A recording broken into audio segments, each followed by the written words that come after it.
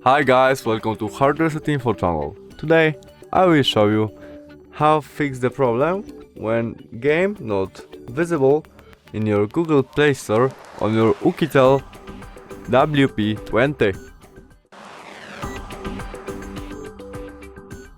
Okay, I searched it, but I don't have my Mobile Legends games. To fix it, we must go back to the main menu of our Google Play Store, where we press on our photo on the right corner. And now settings, and hit family and parental controls.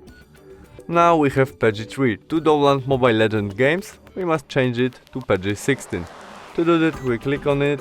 Now we must enter connect pin to our parental controls and click on page 16. Confirm I got it and save.